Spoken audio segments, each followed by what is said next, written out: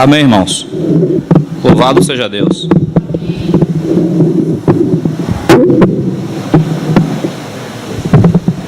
Eu quero abrir então com os irmãos aqui, depois do ruminar dos meninos, graças a Deus, aqui, segundo livro de Samuel, capítulo 7.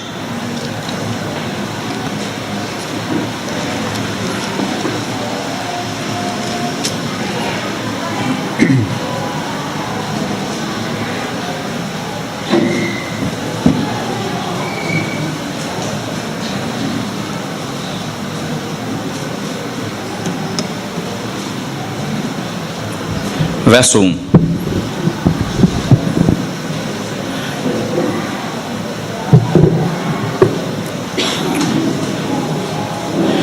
Senhor, nós bendizemos pelo que o Senhor tem nos concedido até aqui.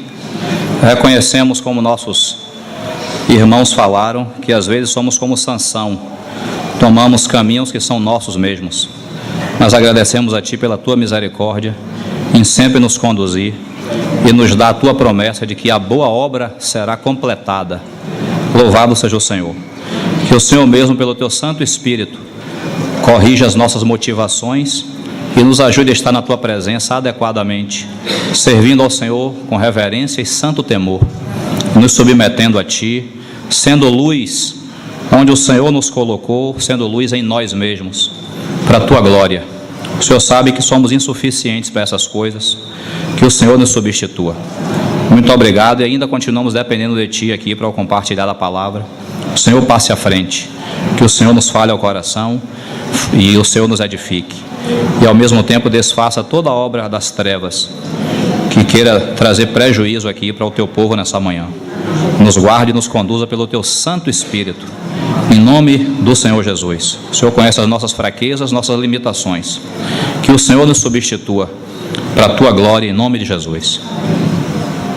Irmãos, segundo Samuel 7:1, diz assim: sucedeu que, habitando o rei Davi em sua própria casa, tendo-lhe o Senhor dado descanso de todos os seus inimigos em redor, disse o rei ao profeta Natã: olha, eu moro em casa de cedros, e a arca de Deus se acha numa tenda. Disse Natã ao rei: vai, faze tudo quanto está no teu coração, porque o Senhor é contigo. Porém, naquela mesma noite veio a palavra do Senhor a Natã, dizendo: vai e dize a meu servo Davi: assim diz o Senhor, edificar-me-ás tu casa para a minha habitação? Porque em casa nenhuma habitei desde o dia em que fiz subir os filhos de Israel do Egito até o dia de hoje, mas tenho andado em tenda e em tabernáculo. Em todo lugar em que andei com todos os filhos de Israel, falei acaso alguma palavra com qualquer das suas tribos, a quem mandei apacentar o meu povo de Israel, dizendo: por que não me edificais uma casa de cedro? Agora, pois, assim dirás ao meu servo Davi: assim diz o Senhor dos Exércitos, tomei-te da malhada, de detrás das ovelhas, para que fosses príncipe sobre o meu povo, sobre Israel, e fui contigo por onde quer que andaste. Eliminei os teus inimigos diante de ti, e fiz grande o teu nome, como só os grandes têm na terra. Prepararei lugar para o meu povo, para Israel, e o plantarei, para que habite no seu lugar, e não mais seja perturbado. Jamais os filhos da perversidade o aflijam como dantes, desde o dia em que eu mandei houvesse juízes sobre o meu povo de Israel. Dar-te-ei, porém, descanso de todos os teus inimigos. Também o Senhor te faz saber que Ele, o Senhor, te fará casa. Quando teus dias se cumprirem e descansares com teus pais, então farei levantar depois de ti o teu descendente, que procederá de ti, e estabelecerei o seu reino. Este edificará uma casa ao meu nome, e eu estabelecerei para sempre o trono do seu reino. Até aí, o 13. Irmãos, nós temos ouvido nesses dias palavras, graças a Deus, sobre a edificação, sobre a vida dentro dos muros, e especificamente nós ouvimos também uma palavra ali em Ageu, dando conta de que o povo, sim, aqui, ficar aqui, a direção aqui.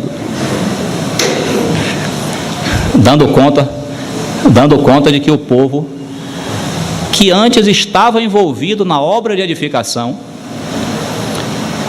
ele para de edificar aquilo que era o propósito de Deus, a cidade do Senhor, a casa do Senhor, e passa aí 16 anos ali parado, e tem que vir o Senhor, através de Ageu, para dizer: olhe, enquanto essa casa que é minha permanece em ruínas, vocês estão, cada um, preocupados com sua própria casa, preocupados com seu próprio interesse.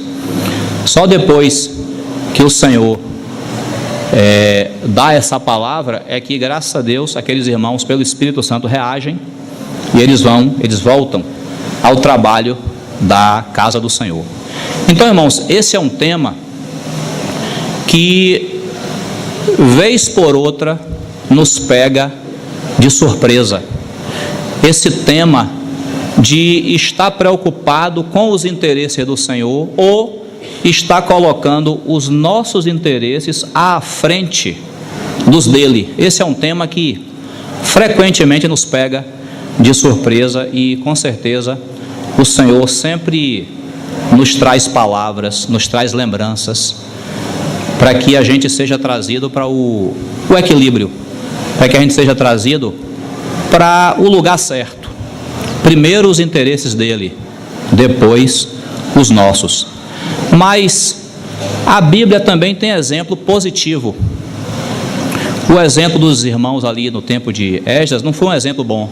Eles passaram a se preocupar com sua própria casa, passaram ali 16 anos só voltados para seu umbigo, voltados para seu interesse. E foram pessoas que foram trazidas de Babilônia para edificar a casa do Senhor. Mas de repente, isso acontece muito conosco, de repente a gente se pega na nossa vida só preocupado com o nosso ventre, só preocupado com o nosso próprio interesse, e as coisas do Senhor ficam em segundo plano. Então o Senhor tem que, de novo, nos trazer a lembrança de qual é o nosso foco, de qual é a nossa prioridade na vida. E o exemplo positivo que a Bíblia tem é Davi. A gente acabou de ler. Davi, a gente pode ver, a Bíblia fala lá em Romanos que tudo o que dantes foi escrito, para o nosso ensino foi escrito. Então, assim como eu tenho um exemplo negativo no livro de Ageu, eu tenho um exemplo positivo com a vida de Davi.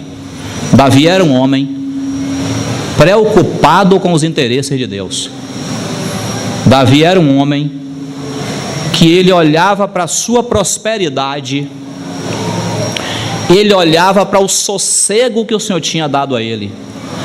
Ele olhava e ao redor não tinha mais inimigo, porque todos os inimigos estavam subjugados. E aquela tranquilidade na vida de Davi produzia um incômodo nele. Ele não se conformava.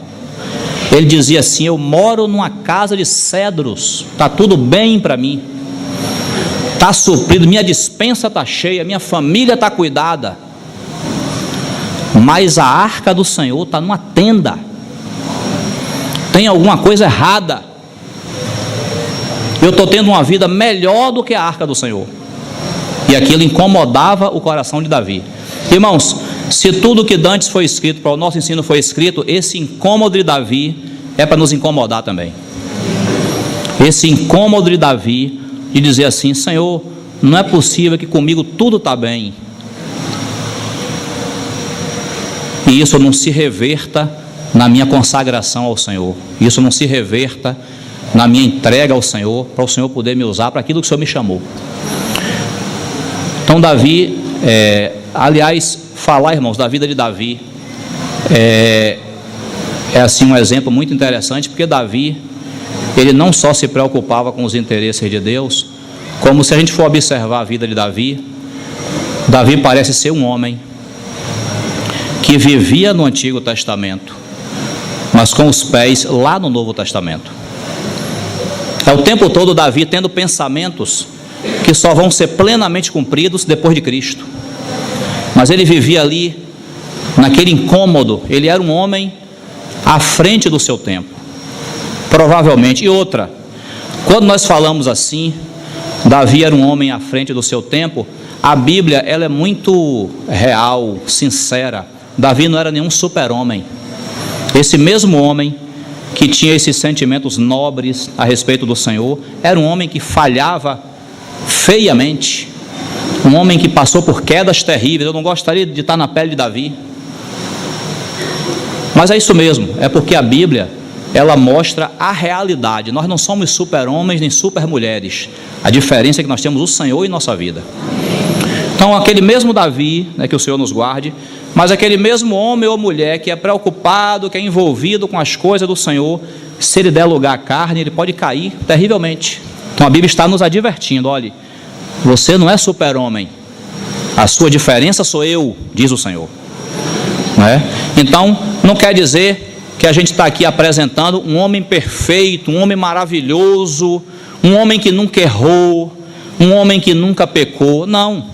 Inclusive, existem alguns livros, nós já falamos isso aqui, não custa repetir. Existem alguns livros de biografias de servos de Deus do passado, que nós lemos e nós somos edificados com essas biografias, mas às vezes, lendo essas biografias, há uma impressão errada ali naquelas linhas, de que aqueles homens foram perfeitos, de que aqueles homens foram impecáveis. Não há impecável no mundo, só Jesus é impecável. Então certamente, assim como Davi, a biografia desses homens também está cheia de falhas, está cheia de quedas, para poder mostrar que nós vivemos, estamos de pé, porque o Senhor nos sustenta. Não é porque a gente atingiu aquele nível de impecabilidade, de perfeição. Nem o apóstolo Paulo, com todo o seu quilate diante do Senhor, nem ele declarou que já tinha alcançado a perfeição. Ele falou: prossigo para alcançar, porque a Bíblia apresenta a vida cristã como uma jornada. Nós nos convertemos, nós passamos a caminhar com o Senhor, e a partir dali nós vamos ser transformados pelo trabalhar do Espírito Santo em nós. Mas até que essa obra, os meninos lembraram aqui, até que essa obra seja completada lá no dia de Cristo Jesus, claro que nós vamos falhar, e muito. Claro que nós vamos ter nossas falhas, nossas quedas, que o Senhor nos guarde, porque ninguém quer cair, ninguém quer falhar, mas faz parte. Não há homem que não peque, diz a Bíblia. Então aqui não está se tratando de um super-homem, Davi, o grande Davi. Não, Davi, que no meio de sua fraqueza, era uma pessoa preocupada com as coisas do Senhor. No meio de suas quedas, era uma pessoa que se preocupava, porque Deus tinha uma obra nessa terra, ele queria participar dessa obra, ele não queria ficar de fora. Então, isso é um exemplo positivo para nós. Assim como há o exemplo negativo, há o exemplo positivo para nós. E é como nós estávamos falando, Davi parecia que vivia com o pé lá no Novo Testamento, aguardando Cristo, aguardando uma realidade espiritual, que naquele momento ele não poderia ter. E eu quero ler com os irmãos aqui, para poder prosseguir, o Salmo 51, que é o salmo escrito por Davi, no meio do seu arrependimento. Você pode deixar aí o texto que nós temos marcado, segundo Samuel capítulo 7. E no Salmo 51, Davi está lá se arrependendo, porque ele pecou, e pecou feio. O Senhor não passou a mão pela cabeça de Davi, e nem passa pela cabeça de ninguém. O Senhor só não nos julga, só não nos condena eternamente, porque o seu Filho foi sacrificado em nosso lugar, pagou o preço dos nossos pecados. Mas aqui, Salmo 51, só para abrir um parêntese sobre a vida de Davi. O salmo começa assim: ao mestre de canto, salmo de Davi, quando o profeta Natã veio ter com ele, depois de haver ele possuído Batseba. Compadece-te de mim, ó Deus, segundo a tua benignidade, e segundo a multidão das tuas misericórdias, apaga as minhas transgressões. Lava-me completamente da minha iniquidade e purifica-me do meu pecado, Pois eu conheço as minhas transgressões, e o meu pecado está sempre diante de mim. Pequei contra ti somente, e fiz o que é mal perante os teus olhos, de maneira que serás tido por justo no teu falar e puro no teu julgar. Eu nasci na iniquidade, e em pecado me concebeu minha mãe. Eis que te comprases na verdade no íntimo, e no recôndito me fazes conhecer a sabedoria. Purifica-me com hisopo, e ficarei limpo. Lava-me, e ficarei mais alvo que a neve. Faze-me ouvir júbilo e alegria, para que exultem os ossos que esmagaste. Esconde o rosto dos meus pecados, e apaga todas as minhas iniquidades.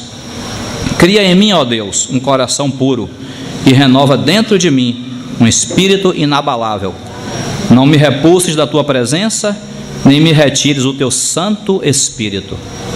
Restitui-me a alegria da tua salvação, e sustenta-me com um espírito voluntário. Então ensinarei aos transgressores os teus caminhos, e os pecadores se converterão a ti. Livra-me dos crimes de sangue, ó Deus, Deus da minha salvação, e a minha língua exaltará a tua justiça. Abre, Senhor, os meus lábios, e a minha boca manifestará os teus louvores. Até aqui, irmãos, Davi vem sim se arrependendo, vem reconhecendo o seu pecado. Ele não só cometeu adultério, como cometeu assassinato. Por isso que ele diz: livra-me dos crimes de sangue, no verso 14. Mas no verso 16 ele diz assim: pois não te comprases em sacrifício. Pois não te comprases em sacrifícios, do contrário eu tus daria, e não te agradas de holocaustos. Irmãos, é completamente neotestamentária essa palavra, porque Davi, é até estranho Davi dizer isso, porque ele vivia na época em que para você expiar o seu pecado, você apresentava um sacrifício de animal. Mas ele está dizendo aqui, e a Bíblia deixando registrado, e que o Senhor não se agrada de holocaustos, senão ele daria, senão Davi daria.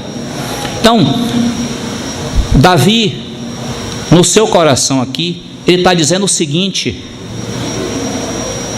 os holocaustos, os sacrifícios, não são uma ação religiosa. Às vezes nós seguimos ao Senhor e nós somos religiosos. Davi está dizendo assim: Senhor, se fosse só apresentar um cordeiro, eu daria 1000, eu daria 100, quantos cordeiros fossem necessários. Mas o Senhor se alegra com o coração. O povo de Israel atingiu, e às vezes nós somos assim, o povo de Israel atingiu um nível tão baixo espiritual diante do Senhor, que sacrifício era bater o ponto. Olha, Senhor, eu pequei, mas é para oferecer um carneiro, está aqui um carneiro. Eu pequei, Senhor, mas é o que? É um cordeiro? Está aqui um cordeiro. O Senhor quer um cordeiro? Está aqui um cordeiro. Mas o coração não ia junto. Não havia arrependimento. Não havia o voltar-se do coração para o Senhor. Então, a mensagem do Salmo 51 é: Senhor, se fosse só uma questão material, a gente providenciava quantos sacrifícios precisasse. Mas o Senhor se agrada do coração. É quando o coração vai junto com o animal que está sendo sacrificado. É quando o coração diz assim: eu pequei, mas o animal está sendo morto em meu lugar, apontando para o sacrifício de Cristo. Eu deveria ser condenado, mas ele recebeu a condenação em meu lugar. Esse é o sacrifício que o Senhor aceita. Então Davi está dizendo: se o Senhor se agradasse de sacrifício, eu daria. Mas o que o Senhor quer é, junto com o sacrifício, o coração.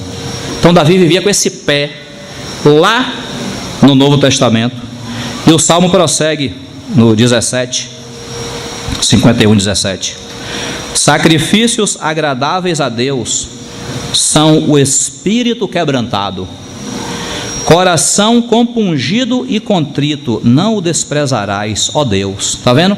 Ainda que ele não esteja com um cordeiro na mão, ainda que ele não esteja com um bode, uma cabra para oferecer pelo pecado dele, mas o coração dele está arrependido. Esse é Essa era a preparação, digamos assim, que o Senhor queria dar ao povo naquele tempo. Por que tanto sacrifício? Porque quando a gente vai ler o livro de Levítico, é sacrifício para todo lado, pela culpa, pelo pecado, pela ignorância, por isso, por aquilo. Por quê? Porque o Senhor exatamente queria preparar o seu povo, para que quando viesse o filho dele, o povo soubesse que nós pecamos, nós nos tornamos inimigos de Deus, mas um inocente foi morto em nosso lugar. E por causa disso, não pela nossa justiça, mas por causa da justiça do inocente sobre a cruz, nós fomos justificados. Mas o povo passou a enxergar todo aquele contexto da lei como uma coisa religiosa. Então aí Davi tem que abrir a boca e dizer assim: o Senhor não se compraz. E não foi só Davi que disse isso não, depois nós vamos ler o próprio Senhor declarando isso. Às vezes, irmãos, nós temos comunhão com alguns irmãos que estão afastados das reuniões, não têm vindo para as reuniões, e a gente faz questão de dizer o seguinte: irmão, não é só vir para a reunião como se isso fosse bater ponto, não. Ó, eu estou aqui hoje, viu, está todo mundo me vendo, eu não faltei a reunião hoje, está vendo que eu vim para a reunião? Não, irmão. É vir para a reunião porque eu preciso estar aqui. É vir para a reunião naquele espírito do Salmo 122, alegrei-me quando me disseram, vamos à reunião da igreja, estaremos lá todos juntos diante do Senhor, desfrutando. Isso não é bater ponto, eu preciso estar aqui. Eu preciso estar reunido com meus irmãos, porque a vida da videira está fluindo e eu sou um dos ramos. Se eu ficar lá separado, eu não vou receber da vida dessa videira, e o ramo vai secar. Eu preciso estar aqui. Então não é bater ponto, não é dizer assim: ó, já trouxe meu cordeiro aqui, viu? Meu sacrifício, eu pequei, mas está aqui minha justificativa, viu? Isso é religião. Por isso que tantas vezes nos evangelhos o Senhor vai dizer aos fariseus assim: ó, na vossa lei está escrito. Na vossa lei. Na verdade, se você for ver, na vossa lei era a lei do Senhor misturada com a religião dos homens. É isso que os fariseus conseguiram transformar a lei de Deus. Por isso que as festas do Senhor, tão belissimamente descritas em Levítico 23, cada uma delas apontando para Cristo. Chega no livro de João, o Senhor diz assim: eu não subo para a vossa festa, não? A festa dos judeus, a Páscoa dos judeus. Transformaram as festas do Senhor em religião. E se o Senhor não cuidar de nós, tiver misericórdia de nós, a gente transforma do mesmo jeito também. Então, relacionamento com Deus, vida cristã, não é religião, é comunhão com Deus. O Senhor vai nos falando ao coração, nós vamos crescendo nele, crescendo em relacionamento. Então, chega um ponto da vida de Davi, que Davi olha e diz assim: eu pequei feio, eu ofendi ao Senhor. Não basta trazer um carneiro, não basta dizer, está aqui o sangue do animal, não basta. Se meu coração não estiver junto, isso aqui é um ato religioso. Então é desse homem que nós estamos falando, um homem que falha, um homem que peca, mas que se arrepende e se volta para o Senhor. E o salmo não terminou aí não. No meio disso tudo aí, verso 18, Davi está dizendo: faze bem a Sião, segundo a tua boa vontade, edifica os muros de Jerusalém. Então te agradarás dos sacrifícios de justiça, dos holocaustos e das ofertas queimadas, e sobre o teu altar se oferecerão holocaustos. No meio de toda essa sujeira, que quem produziu foi Davi, ele não coloca a culpa em ninguém, quem pecou fui eu, e eu ofendi ao Senhor. Mas no meio de toda essa sujeira, Davi sabe que Deus tem uma obra de edificação, e ele diz assim: Senhor, que o meu pecado não prejudique essa obra, que o meu pecado não prejudique aquilo que o Senhor está realizando. Faze o bem a Sião, edifica os muros de Jerusalém. Ora, irmão, no meio do pecado, no meio da situação, você vai estar preocupado com outra coisa? Pois Davi se preocupava.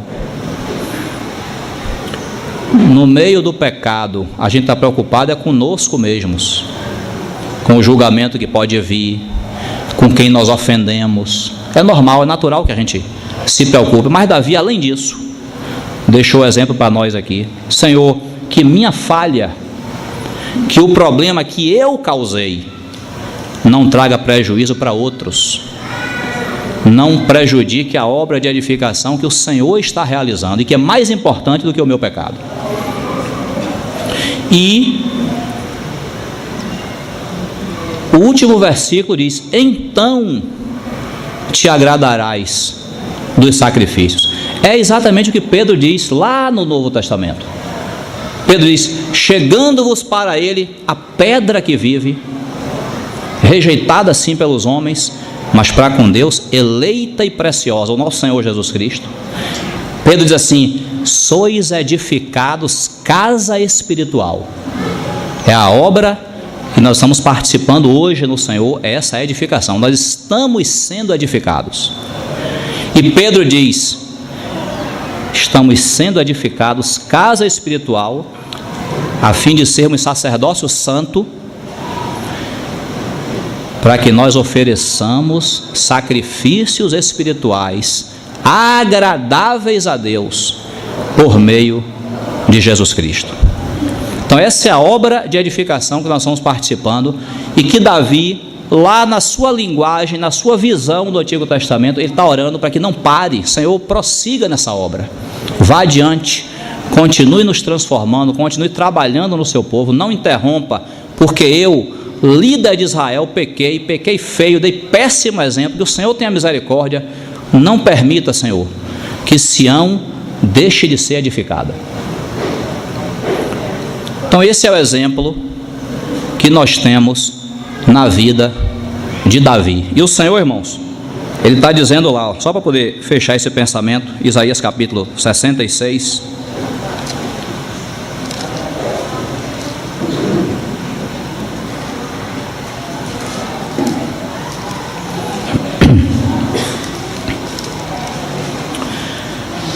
Isaías 66, verso 1, o Senhor, ele repete um pouco daquilo que ele fala para Davi, lá que nós lemos em 2 Samuel. Ele diz assim, ó: assim diz o Senhor: o céu é o meu trono e a terra o estrado dos meus pés. Que casa me edificareis vós?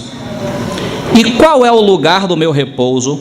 Porque a minha mão fez todas estas coisas, e todas vieram a existir, diz o Senhor. Mas o homem para quem olharei é este, o aflito e abatido de espírito, e que treme da minha palavra. Parece o Salmo 51. O que imola um boi é como o que comete homicídio. O que sacrifica um cordeiro, como o que quebra o pescoço a um cão. O que oferece uma oblação, como o que oferece sangue de porco. O que queima incenso, como o que bendiz a um ídolo. Como estes escolheram os seus próprios caminhos, e a sua alma se deleita nas suas abominações, assim eu lhes escolherei o infortúnio, e farei vir sobre eles o que eles temem. Porque clamei e ninguém respondeu, falei e não escutaram, mas fizeram o que era mal perante mim, e escolheram aquilo em que eu não tinha prazer. Essa é a realidade do povo de Israel no tempo de Isaías, lá depois de Davi, a realidade religiosa. O Senhor está dizendo: que casa vocês vão me edificar? Quem disse que eu preciso de uma casa que vocês me edifiquem? O Senhor planejou ter essa casa, necessidade nenhuma. Então, vocês estão se achando muito úteis? Vocês estão se achando necessários? Quem disse? O céu é o meu trono. Tem uma fotografia do espaço aí que a NASA divulgou há uns anos atrás, que a Terra é quase invisível no meio do espaço. A Terra é batizaram assim, um ponto pálido azul. Agora você imagine o Deus Criador, ele diz assim: o céu é o meu trono. Eu vou precisar de uma casa lá na terra. Não, irmãos. Ele decidiu estar conosco e habitar conosco. É diferente. Mas precisar, Deus não precisa de nada. Então vocês estão se achando assim muito necessário, né? Olha, está aqui, Senhor, o boi, o carneiro que eu trouxe, viu? Para quê? Trouxe para quem? É isso que você me traz? É essa oferta que você me apresenta? Quando nós lemos aqui Ageu, quando Jair estava falando, o pessoal trazendo animal defeituoso para o Senhor. Imagine. O pessoal trazendo animal inadequado para oferecer no sacrifício.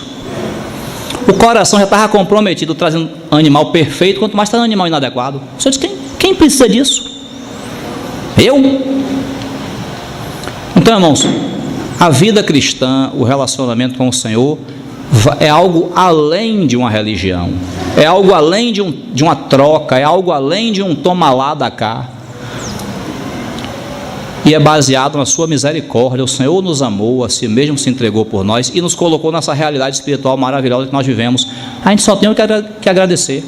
Agora, às vezes, a gente torna o negócio assim, como se Deus vivesse para nos satisfazer, como se Deus vivesse para atender nossas necessidades. Na verdade, é o contrário. Nós, Apocalipse diz assim, porque pela tua vontade todas as coisas vieram a existir e foram criadas. Se ele não tivesse uma vontade criadora, não precisaríamos estar aqui. Ele quis nos criar, ele quis nos incluir no seu propósito. Então, não estamos fazendo nada assim, nenhum favor para Deus em servi-lo. Pelo contrário. Lembro-me que na conferência de Contagem, o irmão Paulo Bornelli deu uma palavra muito, muito rica, muito interessante. Ele disse assim: às vezes nós olhamos e nós estamos adorando ao Senhor, e Deus, em várias ocasiões na Bíblia, ele manifesta esse desejo de ser adorado. Deus quer ser adorado, claro. Mas o irmão falou assim, parece que nós olhamos e a gente acha que Deus é aquele Deus assim, egocêntrico, que gosta de receber louvores, que gosta de receber adoração. Não, irmãos, Deus não precisa de nada, nem da nossa adoração. Agora Ele sabe que nós só estamos bem adorando a Ele na presença dEle. Então, na verdade, estar diante dEle, adorando a Ele, é bom para nós. É o que nós precisamos. Ele não precisa de absolutamente nada. Mas Ele tem um plano, Ele tem uma obra. Tudo isso foi decisão do coração dEle. Ninguém deu opinião a Ele. Quem conheceu a mente do Senhor? Quem foi o seu conselheiro? Ninguém. Ele tem o plano, Ele é o dono da casa, Ele tem o roteiro e Ele executa. A gente só participa. E a gente só participa se quiser. Se não quiser, não participa. Agora, aguenta as consequências da não participação. Mas tudo isso a Bíblia nos deixa claro para que a gente saiba que o negócio não só anda se a gente botar para andar, não. Vai andar porque Ele está botando para andar. A obra não só vai acontecer porque eu estou envolvido, não. A obra vai acontecer porque Ele garante que vai completar. Eu sempre lembro do Comunidade da Graça. Tem uma música deles que eles cantam assim: quem não quiser não precisa me seguir. O Senhor obriga alguém a segui-lo? Quem não quiser não precisa me seguir, mas se seguir tem que ser até o fim. Se você entrou nessa estrada, vá até o final. Agora, ninguém obrigou você a estar seguindo o Senhor. Pelo contrário, se estamos aqui é porque Ele tem nos mantido de pé. Então, irmãos, Davi, voltando a falar do nosso personagem, Davi, ele queria participar disso, ele não queria ficar de fora. Então, ele tem o desejo de edificar uma casa ao Senhor. Olhe, eu vou voltar lá para 2 Samuel. Nós sabemos que quando a arca foi tomada, relembre comigo a história.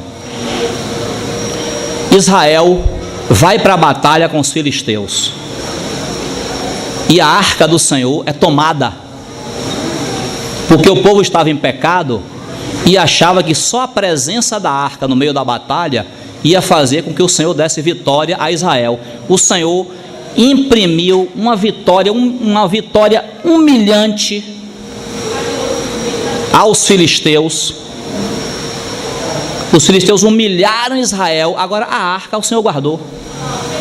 É assim, o testemunho do Senhor ele guarda. Agora, se nós estivermos em pecado, ele vai tratar com a gente. O testemunho ele guarda. A arca foi guardada. Botaram a arca no templo de Dagon. Dagon amanheceu sem cabeça, sem braço, sem perna, porque Dagon estava diante do Deus de toda a terra. Então a arca foi guardada. Agora Israel foi humilhado. Aí a Bíblia conta isso, por causa do tempo não precisa a gente ler.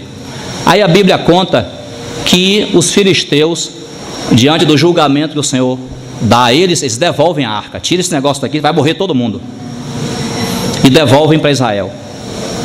A arca vai primeiro para Bet-Semes, e os de Bet-Semes se alegram: voltou a arca, maravilha. Só que os de Bet-Semes resolvem olhar para dentro da arca, e morre um bocado de gente também. Porque, irmãos, olha, as épocas mudam, os princípios de Deus não. Não pense, os irmãos, que por andarmos em época de decadência, que o Senhor vai aceitar qualquer coisa da nossa mão. Não, Ele tem padrão, princípio que Ele mantém. Então não venha trazer animal defeituoso, não, que o Senhor não aceita. Você pode até dizer assim: Senhor, eu não tinha outro animal, só tenho o defeituoso, aceite na sua misericórdia. Ele aceita, é diferente. Mas trazer o animal defeituoso porque trouxe de maneira afrontosa, o Senhor rejeita você e o animal. Então a arca vai parar lá na casa de Abinadab. Enquanto isso, o tabernáculo de Siló é destruído. Não tem mais tabernáculo para colocar a arca. Aí a arca vai parar na casa de Abinadab e fica 20 anos lá. E o Senhor está lá, cuidando do seu testemunho e lidando com o povo, e o povo deixou a arca por 20 anos na casa de Abinadab. Aí Davi, irmãos, nós sabemos que Davi errou, porque Davi tem o desejo de constrói uma tendinha. Davi é todo assim: faz uma tendinha para botar a arca do Senhor. Está lá na casa de Abinadab, traz, não é para ficar lá não. Irmãos, Davi erra. A gente sabe que Davi errou, porque trouxe a arca no carro de boi. Mas tem uma coisa que ninguém pode condenar de Davi: é o coração dele trazer a arca. Ele errou. Às vezes nós somos assim, a gente está todo errado, mas o coração é voltado para o Senhor. É Davi. Olhe, lá em 2 Crônicas, tempo do rei Ezequias, o povo voltando o coração para o Senhor, estava distante, começa a se voltar para o Senhor. Aí o Senhor dá aquele grande avivamento: vamos celebrar a Páscoa, vamos. Nem todo mundo está purificado. E agora? Tem que celebrar a Páscoa, tem que ser todo mundo purificado, mas não dá tempo.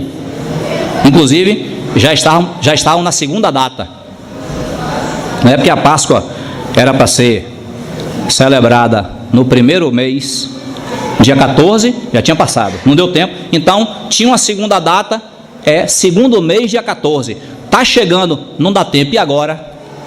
Aí a Bíblia diz que Ezequias faz uma oração. Ezequias fala assim: o Senhor que é bom, perdoe a todo aquele que veio buscar o Senhor aqui, agora não exatamente como a purificação exige. Ezequias fez essa oração. A Bíblia diz que Deus sarou a alma do povo, que todo mundo comeu a Páscoa e ninguém foi julgado. Tinha motivo para ser julgado, mas a misericórdia do Senhor triunfa. Amém. Então a gente percebe que isso é questão de coração. Você pode até dizer assim: Davi errou, e errou mesmo, porque trouxe a arca no carro de boi. Mas o coração de Davi é um negócio que ninguém questiona. Traz a arca do Senhor, não é para ficar lá naquela casinha, é para vir aqui para o lugar específico dela. Ele vai lá buscar, ele erra, o Senhor conserta, e depois ele vai, traz a arca da maneira correta e coloca. Mas, irmãos, esse texto que a gente leu aqui é depois disso. A arca já está na tenda, Davi já trouxe, mas ainda assim ele ainda está incomodado, não está bom ainda. Por quê? Porque eu moro num palácio, minha casa está montada, a arca do Senhor está numa tenda. Sabe, irmãos, se você estiver com sua Bíblia aberta no capítulo 7 de 2 Samuel, volte aí para o capítulo 6. Tem uma expressão aí, 2 Samuel 6:1. Quando Davi está trazendo a arca para Jerusalém, olha o que a Bíblia diz assim: tornou Davi a ajuntar todos os escolhidos de Israel em número de 30.000, dispôs-se e com todo o povo que tinha consigo partiu para Baalá de Judá, para levarem de lá para cima a arca de Deus. Olha a descrição que a Bíblia dá, esse aqui que eu quero chamar a atenção. Para levarem de lá para cima a arca de Deus, sobre a qual se invoca o nome, vírgula, o nome do Senhor dos Exércitos, que se assenta acima dos querubins. É dessa arca que Davi está falando. Não estou falando de um móvel, não estou falando de um acessório, eu estou falando da arca do Deus de Israel, sobre a qual se invoca o nome do Senhor dos Exércitos. Davi sabia que não estava lidando com um móvel, com um acessório, mas com a arca da aliança do Senhor. Ele tinha temor, ele tinha seriedade com aquilo que ele estava fazendo. Então, agora ele olha, está numa tenda, talvez a gente se acomodasse. Já tirou lá da casa de Abinadab, agora está no lugar dela. Não está bom não, porque eu moro num palácio, está tudo bem na minha vida, Deus tem me abençoado, inclusive não tenho mais inimigos em redor, o Senhor me deu paz. Mas a arca de Deus está numa tenda, tem alguma coisa errada, era para ser o contrário, eu deveria morar numa tenda. A arca do Senhor deveria estar num palácio. Então, irmãos, eu vou finalizar por causa do horário. Se o Senhor permitir, a gente pode continuar no domingo passado, sim, já falo. Mas esse é um homem que se preocupava com os interesses do Senhor. Esse é um homem que ele não se contentava em olhar, mesmo que a sua situação tivesse boa. Às vezes a nossa situação está boa, mas a do povo do Senhor não está. Então, provavelmente, se estivermos em sintonia com o Senhor, a gente vai sentir aquilo que Paulo falou, as dores de parto. Tem irmãos e irmãs hoje sentindo dores de parto. Paulo sentia dores de parto. Que dores de parto são essas? Até Cristo ser formado em vós. Às vezes a minha situação está boa, ou aparentemente está boa, mas a gente olha ao redor, há tanta necessidade, a gente olha ao redor, há tanta coisa para ser feita, que na verdade a gente diz, não está boa a situação. Quanta coisa precisa ser feita, porque aí a gente se vê como parte de um contexto. Nós não fomos chamados individualmente, a gente não vive a vida cristã sozinho. Cláudia,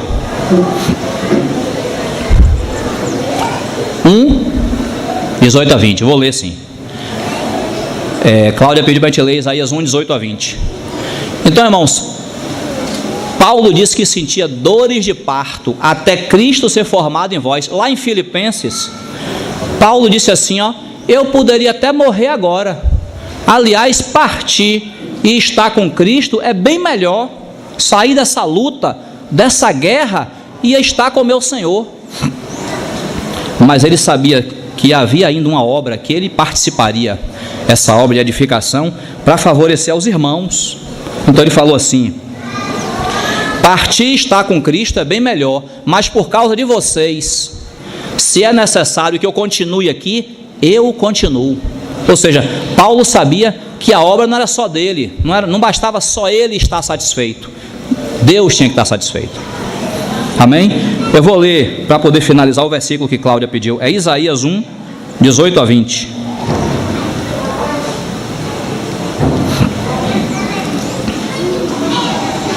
Vinde, pois, e arrazoemos, diz o Senhor.